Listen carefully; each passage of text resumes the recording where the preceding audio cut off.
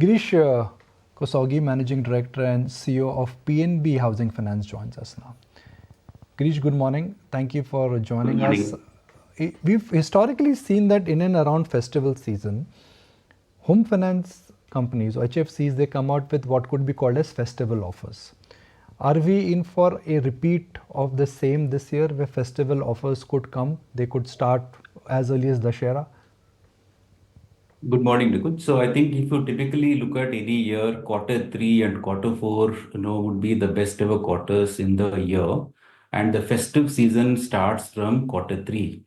So we can't rule out there could be some offers, but not it won't be really major one because the demand is so high and most of the companies is doing well, sector is doing well. So whatever offer is there, I think that could be limited to some waiver in the processing fee. Otherwise, it won't be any deep discount in terms of rates or the fee.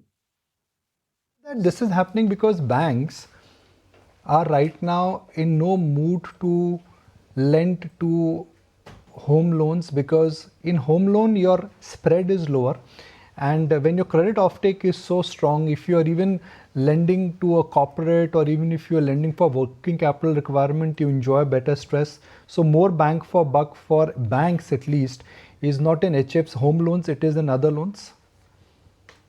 I think if you look at the banking industry now, most of the banks, they are facing challenge because deposit raising has become a bit of a challenge, and because of that, CD ratio has to be corrected. So two things could happen. One is they need to mobilize more deposits, or in some way they may have to go little soft on credit growth. So I think that would, in a sense, open up opportunity for the NBFCs and housing finance companies. Having said that, I think demand in this sector, housing sector, is very, very good, and it is increasing with every passing quarter. And where do you see the long-term 10-year rates and 20-year rates settling for the industry now? I think that will be a very difficult question to answer. I am not an expert, but I think yes, sometime during the year we could see a bit of rate drop. It would, I think, the cycle would start, but it will take time. We were anticipating this to happen anytime during quarter two or quarter three. Now it looks like it might get slightly pushed towards end of the financial year. But I think coming year we could see some rate cuts. But having said that, long term, if you see, it will be more stable. I don't think so. We'll ever go back to rates where the rate went down to about 6.5, 6.75 on the home loans, or on the other side, it will not even go beyond 13, 14%. I think it will be more stable, consistent. If you look at last few quarters, the cost has been going up, the rates have been going up. Now, this is the cycle where the rate drop would start. And it will be more consistent in next couple of years. Back to that original point of mine, which is that couple of years ago, and this was like 2021 and 2022, a little bit in 2023, we saw what could be called as a brutal price war in the HFC market. State Bank of India and PNB led it from the front. Since that time, they had a lot of CASA, and a lot of savings were moving into CASA, a lot of savings were moving into fixed deposits, largely because of the COVID impact. State Bank of India and PNB Housing, I distinctly remember, had cut their HFC offerings. You think that brutal price war in the HFC space is behind us? I think to a certain extent it will be behind us given the context of the challenges what the sector, more from a banking point of view is concerned, because the CD ratio has to get corrected. And also today, if you look at, I think the money is not really flowing into as deposits, probably it is getting into other asset classes. And therefore, at least for next 4 to 6 quarters, we may not see very severe competition from the banks. Having said that, since the demand is quite good, a lot of housing finance companies are getting more aggressive, and you could see good growth rates for the industry. On the other side is that real estate prices have gone higher. On an average, we are talking about 50 becoming 70 and 70 becoming 150. Do you see that for HFCs, the average ticket size, which used to be in and around 20 lakh rupees at India average, that has multiplied? Are you also seeing that at PNB Housing, the loan wherever you are dispersing them, the average base number has gone up significantly in last 1 year? I think if you look at the real estate industry during COVID, the prices went down significantly in certain markets. And I think the correction started from 2020 October onwards. In last 5 to 6 quarters, it has gained a lot of traction and the prices are back. There are certain markets where the prices have gone up, more than what was anticipated. But I think going forward, the price could consolidate and definitely with this, the ticket size across all the segments in retail, whether it is super prime, prime, emerging, has actually gone up. So it has helped in a way. But in the from a long-term perspective, the price shouldn't increase drastically. So I think now it was only a correction because the rates had gone up during COVID and post-COVID, slowly it recovered. I think most of the markets today, real estate, prices are quite stable. Going forward, price increase, could get moderated.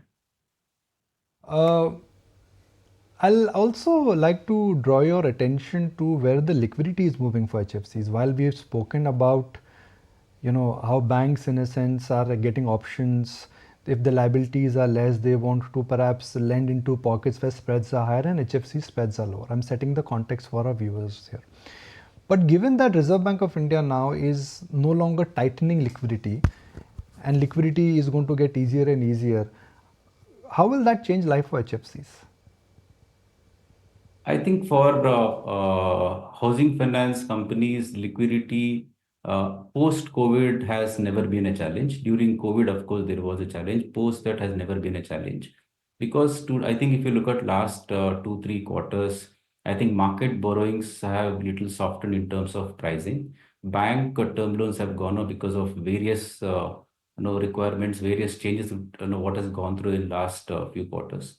So as I mentioned, the cycle will change very soon, maybe end of this year, and the rates could start dropping. I think cost of loan would be a problem. Cost of credit was a challenge for last couple of quarters for some of the players in the NBFC, HFC space, but not credit per se. So there was enough liquidity and there were multiple sources from which HFCs and banks could, HFCs and investors could source.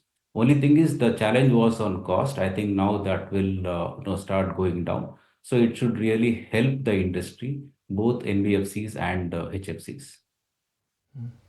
Okay, everybody is focusing on the salaried class. Everybody I speak to, even your peers, they say that look, we only want to pay or give it to folks where there's a predictable cycle in terms of understanding the payback.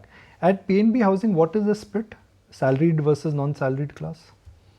I think PNB Housing as a strategy, we changed a strategy a couple of years back.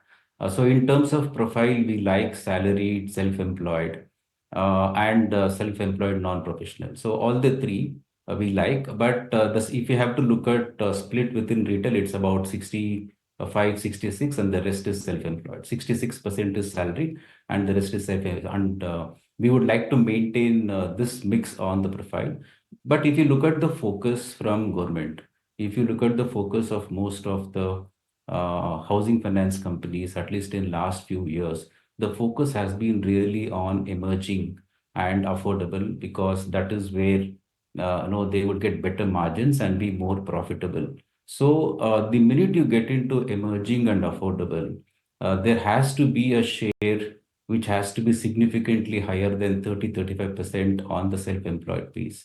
If you look at affordable, the mix ideally would be 50-50. 50 salaried and 50 self-employed. If you talk about some of the matured segments like super prime and prime, where typically almost all the banks, PSU, private banks, large housing finance companies focus. So there the focus will be more on salaried. I think it all depends on the cost structure and the margins, which they settle into. So if you want more margins, you need to move segments more towards high yielding segments, and the mix would change more skewed towards self-employed. And if any institution is pretty okay with the margins, then they would focus more on salaried. All right, But sir. I think, yeah. Appreciate your time, sir. Really appreciate your time and good luck for the festival season demand. If you like this video, then like, share and subscribe to ET Now.